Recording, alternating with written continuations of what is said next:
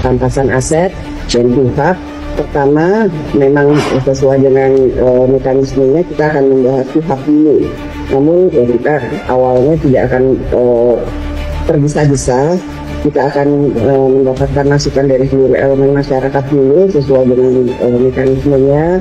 Bagaimana, apa masukannya, apa pendapatnya dari seluruh elemen masyarakat. Setelah itu baru kita akan masuk ke perampasan aset. Badan Legislasi DPR RI melakukan rapat pleno dengan Wakil Menteri Hukum dan Panitia Perancang Undang-Undang DPD RI di Gedung Parlemen Senayan, Jakarta, Rabu sore. Dalam rapat balik tersebut, Wamenkum Edi Hiarit mengusulkan 5 RUU prioritas di tahun 2025 dan 17 RUU di tahun 2026. Dalam usulan RUU, salah satunya yakni rancangan Undang-Undang Perampasan Aset sebagai sanksi bagi para pejabat yang melakukan korupsi. Wamenkum Edi Hiarit mengutamakan pemaknaan isi serta partisipasi publik secara keseluruhan. Ya. Jadi harus dilihat. Jadi saya setuju dengan apa yang disampaikan oleh Pak Bob untuk kita harus melihat kembali. Iya. Ya. Karena yang namanya perampasan aset itu kan tidak hanya korupsi. Iya. Ya. Sebelumnya dalam tuntutan yang disampaikan rakyat, mendesak pemerintah dan DPR untuk segera mengesahkan RUU perampasan aset bagi para pejabat yang terlibat dalam kasus korupsi yang merugikan negara.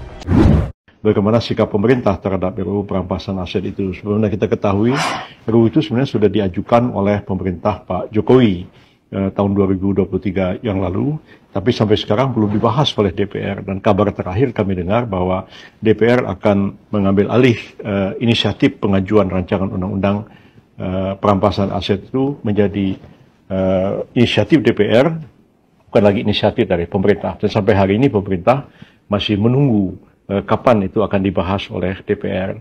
Dan kami juga sudah melakukan koordinasi dengan Menteri Hukum Pak Supratman kemarin dalam pembahasan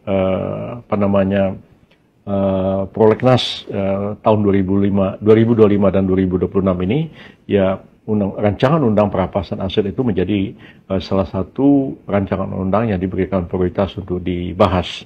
Nah, kalau memang itu inisiatifnya tidak diambil alih oleh DPR, tentu pemerintah akan menunggu begitu DPR menyampaikan RUU itu dan menyampaikannya juga kepada Presiden, maka Presiden tentu akan melakukan surat Presiden untuk menunjuk menteri yang akan membahas RUU perampasan aset sampai selesai. Ngesahkan secepatnya rancangan undang-undang perampasan aset ini, mumpung momentumnya sekarang sedang ada. DPR sudah menjanjikan, pemerintah sudah setuju, apalagi? Seberapa efektif nanti RUU perampasan aset ini membuat takut para koruptor kalau betul-betul berlaku? Jangankan kalau sudah berlaku ya, sekarang saja sudah banyak nih yang ketakutan. Ini PDIP kok menolak keras rancangan undang-undang perampasan aset itu. Wakil PDIP di DPR mengatakan, oh tergantung ketua partai aja. Nah sementara ketua partai tidak setuju gitu. Pak, tolong Pak, undang-undang perampasan aset tolong didukung Pak. Biar kami bisa ngambil begini-begini nih Pak. Tolong juga pembatasan belanja uang kartal didukung Pak. Karena orang korupsi itu Pak, nurunkan uang dari bank 500 miliar dibawa ke Singapura, ditukar dengan uang dolar, lalu dia bilang ini menang judi karena di Singapura judi sah. Lalu dibawa ke Indonesia sah. Padahal itu uang negara Pak. Itu pencucian uang Pak.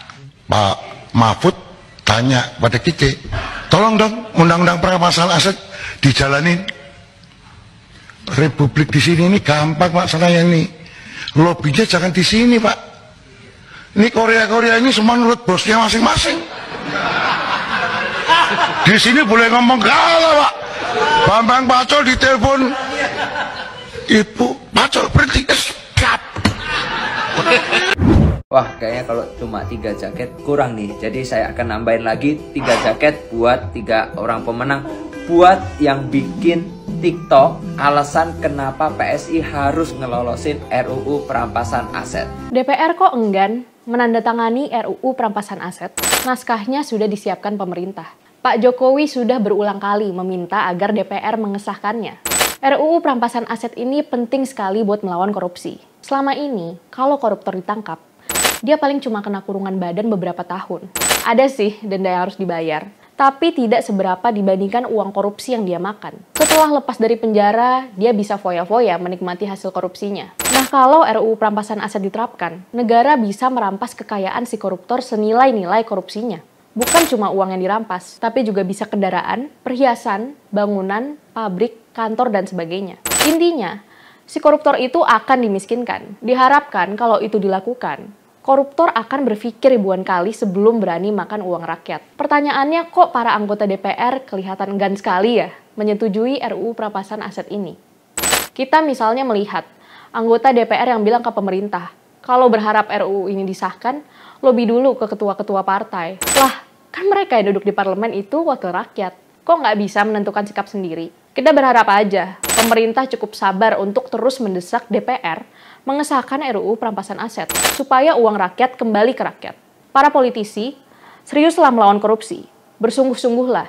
Jangan sampai timbul dugaan di masyarakat bahwa yang menolak membahas RUU perampasan aset adalah bagian dari gurita kejahatan korupsi. Coba lihat biang koruptor ini. Udah mulai naik darah dan ketar-ketir. Kalau bisa undang-undang perampasan aset koruptor dibatalkan. 0,9% kepercayaan rakyat Indonesia telah hilang kepada DPR. Cara mengembalikannya hanya ada 3 cara. Yang pertama, anggota DPR tidak boleh ikut partai politik. Anggota DPR harus independen. Yang kedua, sahkan undang-undang perampasan aset koruptor. Yang ketiga, sahkan undang-undang hukuman mati bagi koruptor. Padahal di parlemen sudah sepakat siapa yang melakukan korupsi di era pandemik hukumannya mati. Tapi akhirnya Ibu Megawati interupsi. Jangan dihukum mati. Kalau dihukum mati kaderku habis semua. Nah itu. Karena apa? Mayoritas wali kota, bupati, dan pejabat yang tersangkut korupsi yaitu dari PDIP itu ranking 1. Nah kalau dijebloskan atau dihukum mati semua ya habis itu kader-kader PDIP. Nah itu seperti itu. Bara yang kebetulan bendaharanya PDIP. Itu kalau di koran cuma 25 triliun, tapi Pak Novel Baswedan yang penyidik senior KPK menyatakan itu yang dirampok sama Menteri Sosial Pak Juliari Batubara itu 100 triliun di era pandemik, Pak. Lah, kata Bu Mega, Pak Mahfud, saya setuju undang-undang perampasan aset itu dilakukan. Sekali lagi ya, saya bukan tidak setuju kata Bu Mega. Cuma agar tidak terjadi penyalahgunaan, jaksa dan polisinya dibenahi dulu. Nanti kalau enggak, bisa terjadi masalah. Orang tiba-tiba hartanya dirampas, dan sebagainya, dan sebagainya. Nah itu, jadi ada kekhawatiran yang sungguh-sungguh khawatir, seperti Bu Mega dan yang lain-lain, para pejuang pro-demokrasi dan hukum itu, ya memang takut kalau ini bukan karena mereka takut dianggap korupsi, tapi khawatir terjadi tindakan seundang-undang oleh polisi dan jaksa, di mana sekarang ini polisi dan jaksa tidak kondusif atau belum kondusif untuk pemberantasan korupsi. Di sana-sini masih terjadi pemerasan dan pemalakan seperti yang bermunculan dalam banyak kasus gitu. Nah intinya ini penting. Nunggu jaksa dan polisi itu sempurna, tentu itu akan lama. Menurut saya ya simultan saja sambil juga tegakkan hukum terhadap polisi dan jaksa jika menyalahgunakan ini. Nggak usah nunggu-nunggu undang-undang perampasan aset. Kita sudah membuat ratifikasi di konvensi PBB, Pak SBY tanda tangan nih. Undang-undang nomor 7 tahun 2006. Di situ ada, itu hasil ratifikasi konvensi PBB melawan korupsi. Di situ ada pasal yang mengatakan illicit enrichment. Jadi kalau ada pejabat negara kekayaannya bertambah, tidak sesuai dengan pajak yang dia bayar, kira-kira itu kan ilegal. Itu bisa disita buat negara. Nggak usah nunggu-nunggu undang-undang perampasan aset. Sebetulnya masalahnya undang-undang nomor 7 tahun 2006 ini tidak pernah dibuatkan PP-nya. Presiden ke-7 RI, Joko Widodo mendukung sepenuhnya rencana pemerintah dan DPR RI yang telah memasukkan rancangan undang-undang perampasan aset ke dalam program legislasi nasional atau Prolegnas Prioritas 2025. Dalam pernyataannya, Jokowi mengklaim saat menjabat sebagai presiden ia telah 3 kali mengajukan agar RUU perampasan aset segera disahkan DPR namun tak terrealisasi. Menurut Jokowi, salah satu faktor tidak segera dibahasnya RUU tersebut di era pemerintahannya karena belum ada kesepakatan dari ketua fraksi, termasuk ketua partai.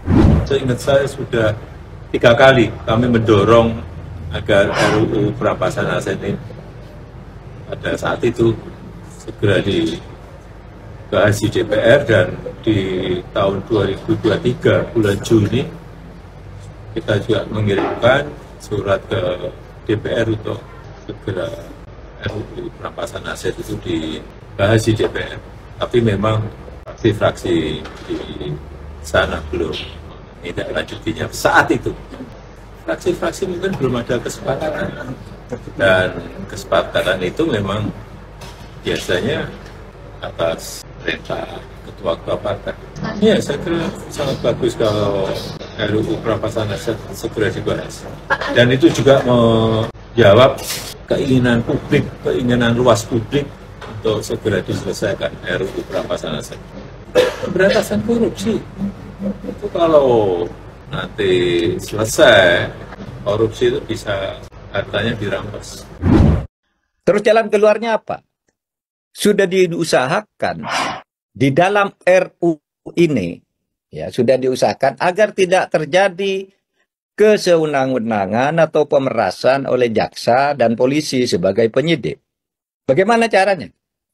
Caranya bahwa perampasan aset itu tidak bisa langsung dilakukan oleh penyidik, polisi maupun jaksa.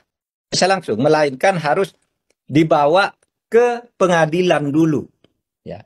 Bukan pengadilan korupsinya, tapi perampasan asetnya dulu karena dugaan atau fakta telah terjadi korupsi, tapi proses pidananya masih sulit dilakukan. Nah, misalnya pelakunya itu belum ketangkap, tidak diketahui keberadaannya, atau sakit permanen sehingga tidak bisa ke pengadilan dan sebagainya. Bayangin guys, ada orang korupsi triliunan tapi asetnya masih bisa dinikmati. Rumahnya mewah, mobilnya sport, bahkan rekeningnya gemuk atas nama keluarga. Nah, solusinya ada di rancangan undang-undang perampasan aset. Pertanyaannya, DPR beneran serius bahas ini atau cuma jadi wacana manis? Apa itu rancangan undang-undang perampasan aset? Rancangan undang-undang perampasan aset itu rancangan undang-undang yang bakal ngasih negara kekuatan hukum buat langsung nyita aset hasil kejahatan seperti korupsi, narkoba, dan tindak pidana lainnya. Bahkan bisa dilakukan meskipun proses pidananya belum selesai puluhan tahun. Artinya, negara tidak perlu nunggu koruptor di penjara dulu baru nyita hartanya. Kenapa ini penting? Karena selama ini banyak sekali koruptor yang dihukum, tapi aset hasil kejahatannya itu masih aman dipegang oleh keluarga atau kroninya. Jadi, mereka tetap bisa hidup enak, sementara rakyatnya bisa gigit jari. Dari 500 lebih anggota DPR, tercatat ada 200 anggota DPR yang mangkir atau tidak menghadiri rapat paripurna terakhir untuk melakukan pembahasan RUU perampasan aset. Ini cukup mengejutkan, tapi sudah diprediksi, di mana banyak memang fraksi-fraksi korup yang sengaja ingin menggagalkan rapat paripurna membahas RUU perampasan aset. Dan alhamdulillah teman-teman, itu digagalkan karena ya quorum masih tercapai, di mana ada 300 anggota dewan kita yang menghadiri rapat paripurna, sehingga rapat pembahasan RUU perampasan aset kemarin malam bisa diselesaikan. Nih, kalau kita singkat teman-teman, ya keputusannya ini DPR sudah kompak bahwa RUU perampasan aset akan menjadi inisiatif DPR dan juga disahkan paling lambat di September 2025. Tapi kita ingin membahas ini, kenapa sih ada 200 lebih anggota dewan kita yang izin, yang tidak menghadiri rapat sepenting ini? Apakah mereka memang ketakutan? Punya historik buruk, ya skandal korupsi, yang kalau misalnya ketangkap basah ketahuan, yaitu mobil Alphardnya, mobil Bugatti, mobil Lamborghini yang sudah susah payah mereka beli lewat hasil mencuri uang rakyat bisa disita. Dan saya juga ingin, teman-teman, saya berharap para koruptor di Senayan, tidak hanya di Senayan, bahkan di kementerian, pemerintah, juga bisa disita asetnya, dikembalikan kepada negara. Kita terus mendorong agar RUU perampasan aset itu segera diselesaikan. Penting sekali undang-undang ini, penting sekali. Saya sudah sampaikan juga kepada DPR, kepada kementerian yang terkait dengan ini, segera selesaikan.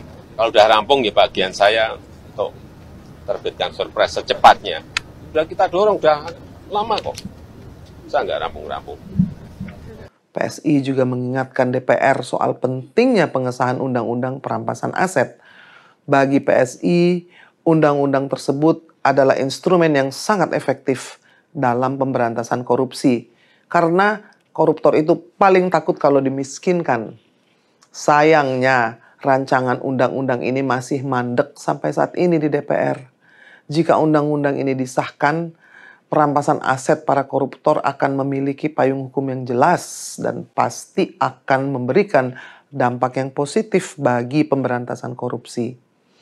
Oleh karena itu, PSI meminta keseriusan DPR untuk segera mengesahkan rancangan undang-undang tersebut agar korupsi di Indonesia bisa diberantas. Karena DPR adalah lembaga yang punya posisi sangat penting dalam kehidupan bangsa ini. Jika undang-undang itu disahkan, maka stigma buruk DPR sebagai lembaga paling korup bisa diselamatkan. Mau berantas korupsi?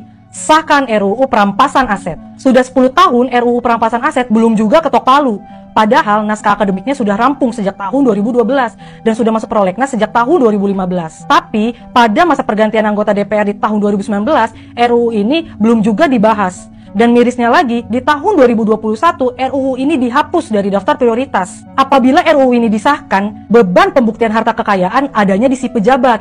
Dialah yang harus membuktikan bahwa hartanya ini bersih, bukan hasil dari korupsi. Jika tidak bisa dibuktikan, ya rampas. Dan dengan adanya RUU ini, aset hasil dari kejahatan akan lebih cepat dikembalikan ke negara. Dan efek jerahnya pun akan lebih terasa kepada si pelaku, karena si pelaku tidak bisa menikmati harta kotornya lagi. PSI mendorong RUU perampasan aset ini untuk segera disahkan. RUU perampasan aset sudah lebih dari 15 tahun mangkrak di DPR. Padahal tujuannya jelas, memiskinkan koruptor, mengembalikan uang rakyat, dan menutup celah kejahatan. Tapi apa yang kita lihat? Korupsi makin merajalela, triliunan uang rakyat lenyap, kasus baru terus bermunculan. Sementara alasan DPR selalu klasik, menunggu RKUHP, menunggu giliran, menunggu pembahasan. Pertanyaannya, sebenarnya siapa yang mereka lindungi? Rakyat atau para koruptor? Tekanan presiden demi presiden, dari SBY, Jokowi hingga Prabowo, terus terdengar, tapi hasilnya nihil. Rakyat sudah bosan dengan retorika. Yang dibutuhkan sekarang hanya satu, keberanian DPR. Kalau DPR terus menunda, jangan salahkan publik jika semakin yakin ada kepentingan besar yang sengaja menjaga RUU ini tetap mati suri. Rancangan undang-undang perampasan aset sejatinya adalah senjata pamungkas untuk memiskinkan koruptor, mengembalikan uang negara, dan menutup celah kejahatan ekonomi. Tujuan besarnya jelas, membuat para maling uang rakyat tidak lagi bisa bersembunyi di balik celah hukum. Namun ironisnya, RUU yang begitu vital justru sudah lebih dari 15 tahun terkatung-katung di Senayan. Sejak pertama kali diusulkan pada 2003 hingga hari ini tahun 2025, naskah itu tak pernah benar-benar sampai di meja pengesahan. Ia melewati era SBY, berlanjut kedua periode Jokowi, hingga kini masa Presiden Prabowo Subianto. Janji demi janji terus digelontorkan, tapi hasilnya nihil. Sementara itu, korupsi terus merajalela. Data Indonesia Corruption Watch mencatat, dalam kurun 2019 hingga 2023, ada lebih dari 2.600 kasus korupsi dengan 5.700 tersangka. Kerugian negara ditaksir mencapai 17,5 triliun rupiah. Dan deretan kasus baru masih terus bermunculan. Mulai dari korupsi tata niaga PT Timah, tata kelola minyak Pertamina, hingga kredit bermasalah PT Sritex. Artinya apa? Selama RUU perampasan aset dibiarkan mangkrak, selama itu pula rakyat terus menanggung beban. Uang pajak yang mestinya kembali dalam bentuk sekolah, rumah sakit, jalan, dan subsidi malah lenyap di kantong segelintir orang. Kalau rancangan undang-undang ini jalan, duit yang disita itu bisa balik ke kas negara, dipakai untuk pembangunan atau program sosial yang beneran manfaatnya ke masyarakat. Masalahnya, DPR serius nggak? Nah, disinilah jadi tanda tanya besar. Rancangan undang-undang ini udah lama banget dibahas, tapi enggak kunjung diketok atau dipaluin.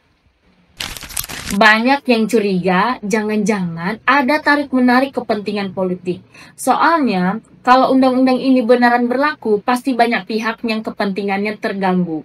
Jadi, publik wajar skeptis, ini beneran buat kepentingan rakyat atau cuma jadi isu musiman biar kelihatan peduli. Kalau DPR serius, rancangan undang-undang perampasan aset ini bisa jadi game change dalam pemberantasan korupsi. Tapi kalau cuma jadi drama politik, ya sama aja kayak mimpi yang nggak pernah jadi kenyataan. Ironisnya, alasan penundaan selalu sama, selalu klasik. Menunggu RKUHP, menunggu pembahasan, menunggu giliran. Pertanyaannya, siapa sebenarnya yang sedang dilindungi DPR? Rakyat atau para koruptor? Tak ada alasan logis bagi DPR untuk terus menunda. Guru Besar Hukum dari Universitas Jenderal Sudirman menegaskan, RUU perampasan aset berdiri sendiri dan tidak ada kaitannya dengan RKUHP. Jadi alasan menunggu RKUHP hanyalah dalih. Hanya tameng politik yang menutupi ketidakmauan untuk menyentuh kepentingan besar di baliknya. Di sisi lain, publik semakin geram. Demonstrasi yang merebak sejak akhir Agustus 2025 adalah cermin nyata bahwa kesabaran rakyat sudah habis. Rakyat bosan dengan retorika, rakyat jenuh dengan janji manis para presiden, dan kini semua mata tertuju pada DPR. Karena pada akhirnya, bola sesungguhnya ada di tangan parlemen. Kalau DPR benar-benar berpihak pada rakyat, seharusnya mereka sudah mengetok palu sejak lama. Tapi kalau DPR masih juga menunda, jangan salahkan publik bila semakin yakin. Ada kepentingan besar yang sengaja menjaga RUU ini tetap mati suri. Mari kita bicara apa adanya. Mengapa DPR begitu lamban? Mengapa RUU yang jelas-jelas bisa menjadi tonggak bersejarah pemberantasan korupsi justru dibiarkan berdebu di laci legislatif? Jawabannya sederhana tapi pahit, karena terlalu banyak kepentingan yang bisa terganggu. RUU perampasan aset ibarat bom waktu bagi para pemain besar. Begitu disahkan, aset yang mereka kumpulkan dari jalan pintas bisa terancam di sapu bersih negara. Tidak peduli apakah mereka pejabat, politisi, atau pengusaha yang dekat dengan lingkar kekuasaan, semua bisa kena. Itulah mengapa DPR terlihat selalu berhati-hati, bahkan cenderung mengulur waktu. Menunda dengan alasan teknis, menunggu RKUHP, atau sekadar menunggu momentum politik yang lebih tepat. Padahal rakyat tahu, alasan itu hanyalah perisai untuk melindungi jaringan kepentingan yang takut kehilangan kenyamanan.